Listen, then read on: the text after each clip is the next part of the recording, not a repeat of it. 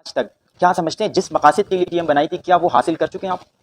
ہمارا جو مطالبہ تھا وہ یہ تھا کہ مسنگ پرسنس کو عدالت میں پیش کرو. یہ کہیں یہ تاثر تو نہیں دیا جا رہا کہ پی ٹی ایم یا منظور پشتین وہ دہشت گردی کو تقویت دینا چاہتی ہے چیک پوسٹ ختم کر کے؟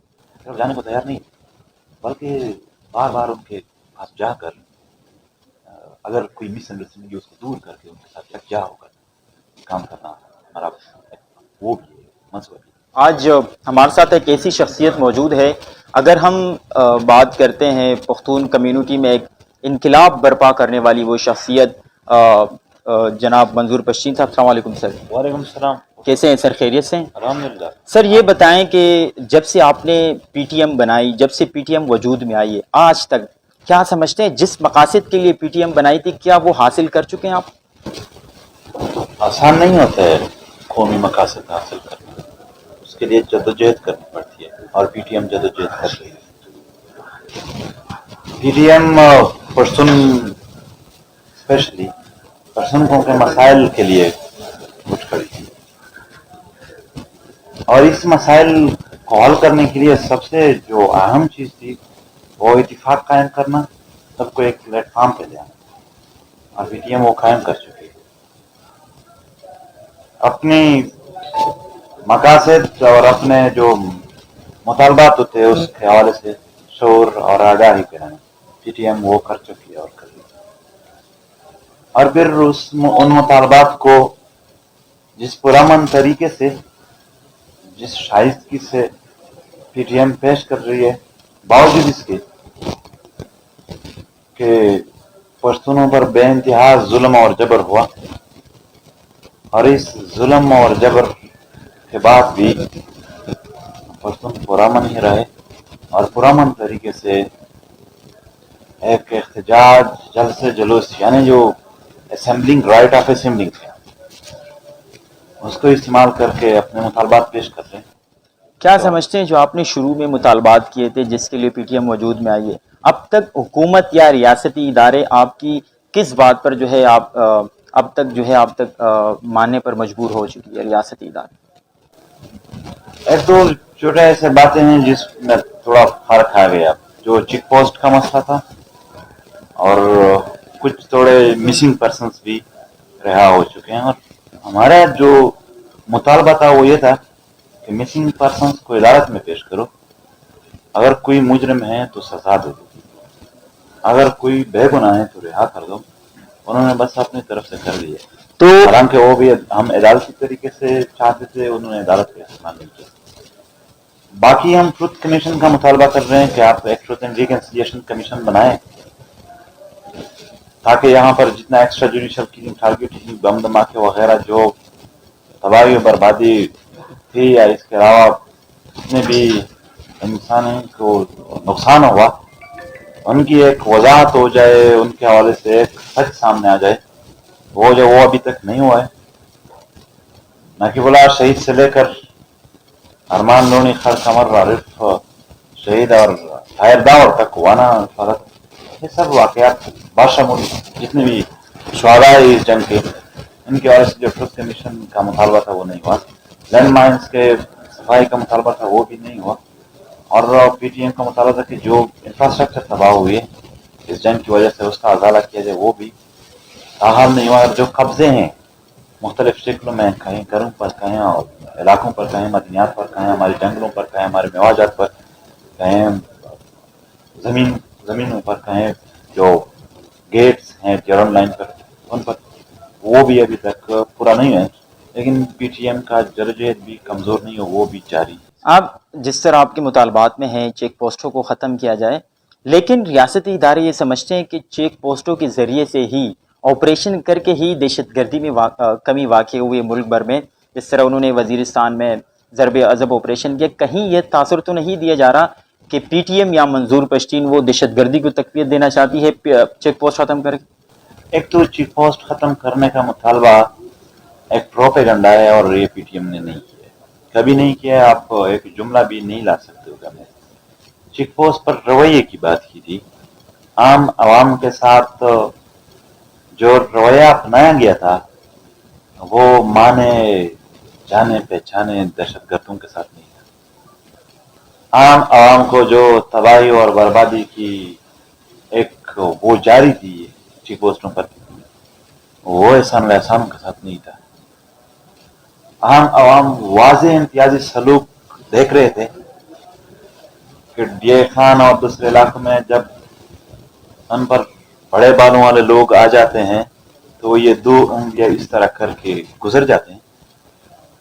وزیرستان میں جو عام عوام آتے ہیں اس کو گاڑی سے نکال کر ان کی بس جو تھا پی ٹی ایم دہشت گردی کو ختم کرنے کے لیے کہ دہشت گردی نہ ہو، اسی کے لیے اٹھی اور اسی کا مطالبہ کر رہی ہے. ریاستی ادارے اس کو پال رہی ہے. ہماری بات ان لوگوں کو سمجھ میں نہیں آ رہی ہے جن لوگوں نے ان علاقوں کو نہیں دیکھا ہے جو برباد ہوئے ہیں. جن نے دیکھا ہے اس کو پھر سمجھ آ رہی ہے.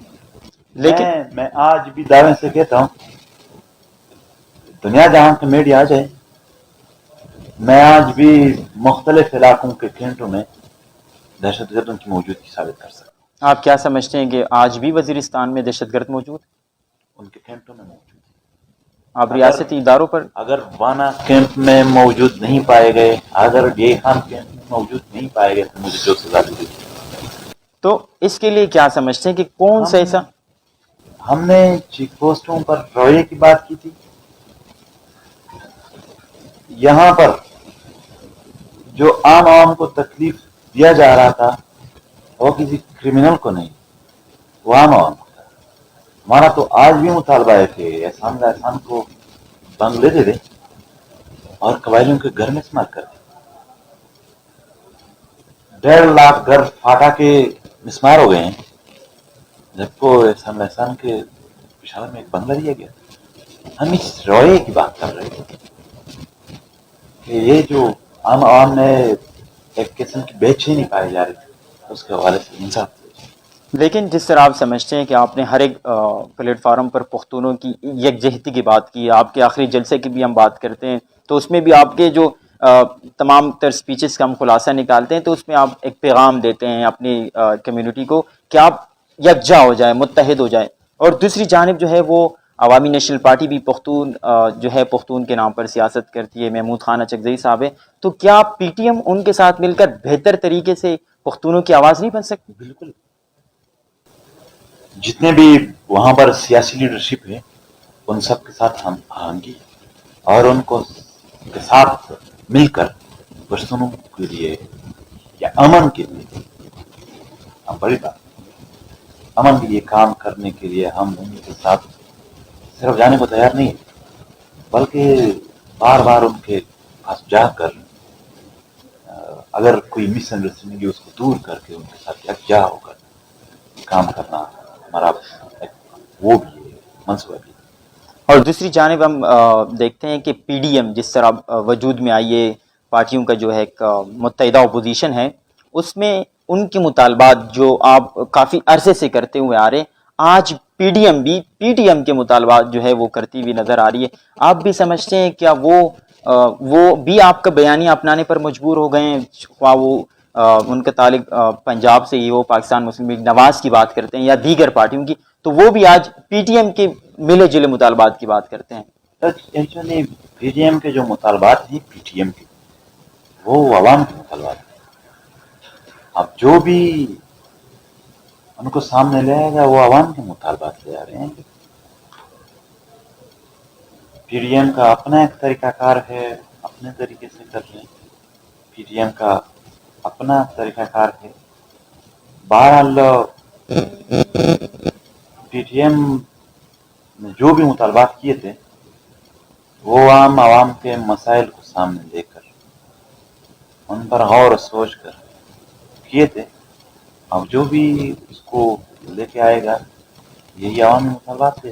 لیکن آج پی ڈی ایم سے یہ سننے میں آ رہا ہے کہ جس کے قائد مولانا فضل الرحمان صاحب ہے، ان کی اور محسن داوڑ صاحب کی بیچ میں جو ہے ایسی کوئی بحث و مباحثہ ہوا ہے جس کے بعد وہ آج پشاور کے لاسٹ جلسے میں بھی ہمیں نظر نہیں آئی. اس کی کیا وجہ ہو سکتی ہے؟ پی ڈی ایم سے پی ٹی ایم کے علیحدگی کی کیا وجہ ہو سکتی ہے محسن داوڑ صاحب کی؟ پی ٹی ایم پہلے دن سے پی ٹی ایم میں نہیں ہے.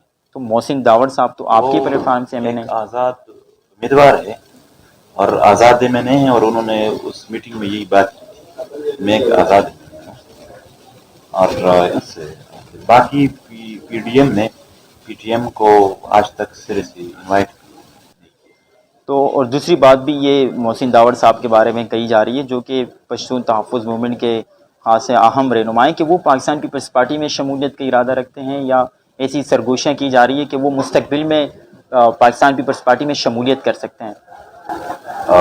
مجھے پتہ نہیں ہے، باقی آپ ان سے ٹائم لیں، ان سے انٹرویو کریں، ان سے ان کے بارے میں معلومات حاصل کریں.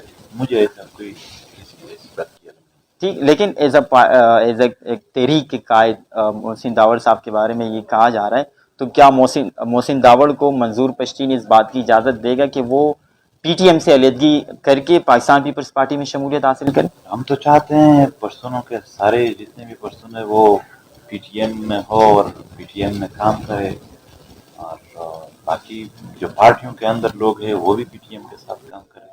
سر آخری کویشچن آپ سے یہ کروں گا کہ جس طرح موجودہ گورنمنٹ میں ہم دیکھ رہے ہیں کہ کابینٹ میں بھی زیادہ تر پختون کمیونٹی ہے، جس طرح آپ کے مطالبات میں اور جس قوم کے لیے آپ خدمت کر رہے ہیں، بہتر نہیں سمجھتے ہیں کہ عمران خان افغانستان میں بھی یہ سمجھتے ہیں کہ ٹیبل ٹاک کے ذریعے سے ہی افغانستان میں امن آ سکتا ہے؟ تو کیا آپ عمران خان کے ساتھ ریاستی اداروں کے بجائے حکومت کے ساتھ بیٹھ کر اس مسائل کا حل نہیں نکال سکتے؟ میں نے تو اداروں کے ساتھ بیٹھنے کا کہا ہی نہیں ہے، اور میں تو ہمیشہ حکومت کو یہی کہتا ہوں جو جب بھی وہ مذاکرات کے لیے آتے ہیں کہ آپ لوگ ریاستی ٹیم بنائیں جس میں ایک ادارہ نہیں سارے ادارے کے لوگ ہوں، جس میں پارلیمنٹ کی 12 سسٹم ہو، تو سب میں بیٹھ کر سارے ادارے موجود ہو، ہماری بات کو سمجھنے کی کوشش کرے. آپ لوگ مفت میں جذباتی ہو رہے ہو، آپ لوگ بات سمجھنے کی کوشش کریں اور پھر ان کے حل کے لیے کام کر لیں. اور میں اس چیز پر بلیو کرتا ہوں کہ پارلیمنٹ کی بالادستی کے تحت ایک ریاستی کمیٹی بننی چاہیے اور ان مسائل کا حل نکالنا چاہیے. تو کیا آپ پارلیمنٹ کی بالادستی کی بھی بات کرتے ہیں، تو کیا مستقبل میں منظور پشتین ہمیں پارلیمنٹ میں اپنی کمیونٹی کی قیادت کرتے ہوئے نظر آ سکتا ہے؟ آئی تھنک ہم ایک غیر پارلیمانی تحریک ہے. پی ٹی ایم میں ایک سیاسی مزاحمتی پرامن غیر پارلیمانی تحریک ہے جس میں مختلف پارٹیوں کے مختلف سوچ و فکر کے لوگ بھی موجود ہیں، اور یہ جو مسائل یہاں پر پیش آ رہے ہیں ان کے حل کے لیے کوشش کر رہے ہیں، اور ایک تاریخی قدم، ایک تاریخی عمل، وہ ایک تاریخی فریضہ سر انجام دے رہے ہیں. تو اس کے لیے ضروری ہے کہ میں عوام کے بیچ میں ہمیشہ رہوں.